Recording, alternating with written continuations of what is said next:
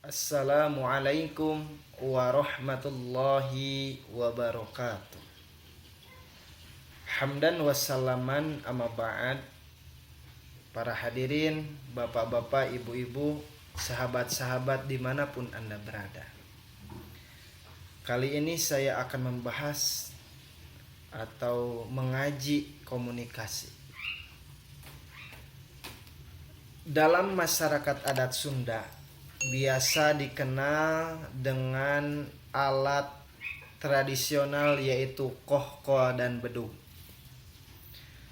Dalam bukunya Profesor Dr. Asep Saiful Muhtadi dalam judul Komunikasi Dakwah, kohkol, kentungan, dan bedug merupakan dua media tradisional yang amat populer di kalangan komunitas muslim khususnya di pedesaan. Meski saat ini jumlahnya sudah semakin menurun karena tergesernya media yang lebih modern. Kohko dan bedug tetap digunakan sebagai media informasi dan komunikasi dalam kepentingan yang berbeda-beda. Banyak sekali contoh-contoh yang menjelaskan tentang alat media komunikasi seperti yang tadi saya telah sampaikan, yaitu kohko dan bedug. Peristiwa-peristiwa yang mengilustrasikan fungsi kentongan dalam komunikasi masyarakat pedesaan khususnya di kawasan kebudayaan Pasundan atau Jawa Barat. Karena kedekatannya dalam kehidupan masyarakat Sunda, kentongan kemudian diadaptasi menjadi berbagai macam jenis. Yang pertama di masjid, itu kohkol yang biasa digunakan ketika hendak sebelum dikumandangkannya adzan. Yang kedua ada kentungan di pos ronda untuk siskamling, sistem keamanan lingkungan. Apabila ada maling dan lain sebagainya, kohkol digunakan sebagai alat komunikasi.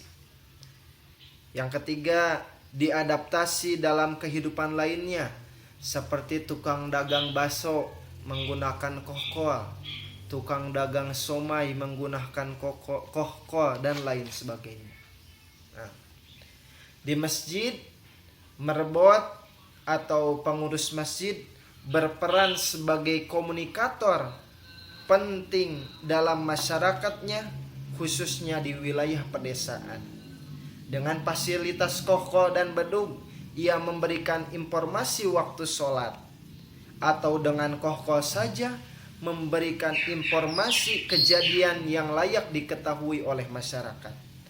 Seorang marbot umumnya mengetahui aturan tradisional memukul bedug. Bedug dibunyikan dengan nada yang tidak sembarangan. Setiap jenis bunyi memiliki maknanya yang berbeda-beda. Kan kalau misalkan di siskamling,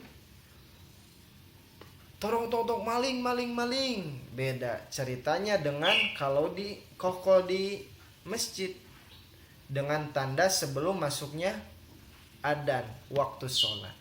Nah, pada bulan Ramadan peran ini lebih terasa karena pada jam-jam 2, jam 3 pagi orang-orang Islam harus bangun untuk makan sahur.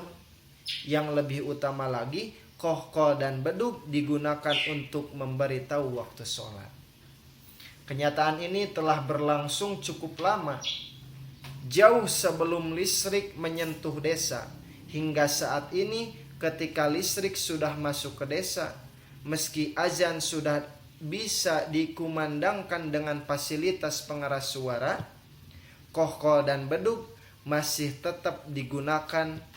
Biasanya adzan dikumandangkan setelah kohkol dan bedug dibunyikan. Dalam urusan waktu, masyarakat desa bahkan lebih memprioritaskan kohkol bedug dibanding dengan adzan sendiri. Maksudnya dalam masalah waktu sholat. Ketika bertanya waktu sholat, mereka lebih cenderung menanyakan, geus bedug acan. daripada ketimbang dengan geus adan acan. Nah, itulah tadi alat komunikasi yang digunakan, yaitu kohko dan bedug. Nah, dalam cerita pendek Dulag Nalaktak, salah satunya menunjukkan penggunaan bedug untuk mengekspresikan suatu pesan. Nah, misalnya cerita ini mendeskripsikan seorang anak-anak di kampung sedang ngadulag. Ngadulag yaitu memainkan bedug. Nah, terjadi kejadian menarik suatu waktu ketika anak-anak sedang ramai ngadulag. Ada sepasang suami istri yang sedang melepas rindu di kamar rumahnya yang berdekatan dengan tempat anak-anak yang sedang ngadulag. Nah, ketika suami istri itu merasa terganggu, ia meminta anak-anak untuk menghentikannya sementara. Anak-anak masih senang melakukannya. Nah, anak-anak itu pun mengekspresikan kekecewaannya dengan menabuh dulag tersebut. Proses suatu pesan lewat irama bedug seperti berikut. Tuk turuk tuk tuk tuk tuk, tumpak dedetken, tumpak dedetken, tumpak dedetken, tumpak dedetken. Kata anak-anak tersebut melakukan irama menabuh dulag. Maksudnya anak-anak itu merasa kecewa karena dilarang menabuh bedug dan berkaitan dengan aktivitas hubungan suami istri yang mungkin tengah dilakukan di kamar rumahnya. Nah, seperti itulah alat-alat komunikasi yang tradisional yang sampai sekarang saya rasa tidak akan punah walaupun seiring dengan teknologi informasi yang semakin canggih. Terima kasih, sekian dari saya. Wassalamualaikum warahmatullahi wabarakatuh.